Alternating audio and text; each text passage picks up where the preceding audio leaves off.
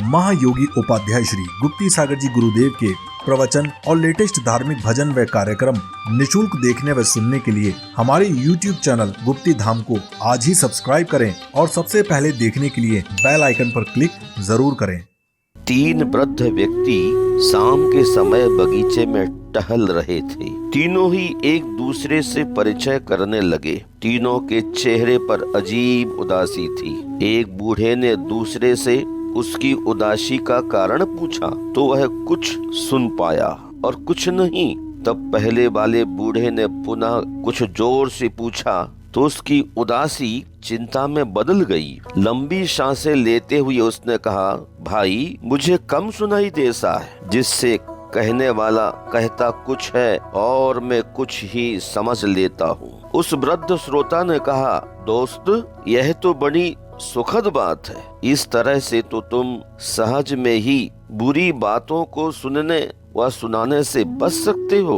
वह बोला, नहीं मित्र, यह तो मेरे लिए बड़े दुख का कारण है। तुम्हें क्या पता कि मुझे अपनी जिंदगी में इस कमजोरी से कितनी झिड़कियां और जली कटी बातें सुनने को मिलती हैं। कोई मांगता कुछ है और मैं देता कुछ और हूँ। यह दुख मेरे जीवन को नीरस बना रहा है। दूसरे वृद्ध ने पहले वृद्ध से पूछा, भाई तू क्यों भीतर से बेचैन दिखाई दे रहा है?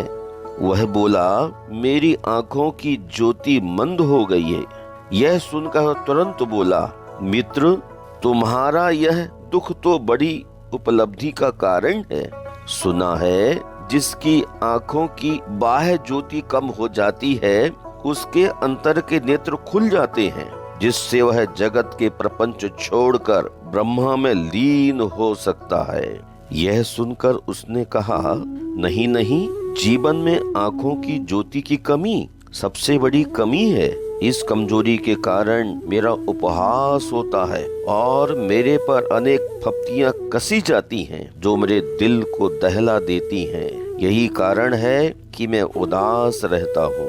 तीसरे वृद्ध ने दोनों की जीवन व्यथा सुनकर कहा, भैया मेरी श्रवण और दर्शन की शक्ति तो प्रबल है, परंतु स्मरण शक्ति बड़ी कमजोर है। मैं भुलक्कड़ हूँ, अतः मुझे घर वालों की डांट फटकार सहनी पड़ती है और पग पग पर अपमानित भी होना पड़ता है। दोनों ने उसे सलाह देते हुए कहा, अरे मित्र, इस दुख को तो आसानी से दूर किया जा सकता है। इसके लिए तुम अपनी जेब में एक डायरी रखो और हर आदेश निर्देश को नोट करते रहो। तब वह बोला, नहीं, इस डायरी को मैं जब साथ रखना ही भूल जाता हूँ या डायरी को मैं जहाँ तहाँ रख कर भूल जाता हूँ तो मुझे लज्जित होना पड़ता है। प्रत्येक व्यक्ति की जीवन कहानी ठीक ऐसी ही है।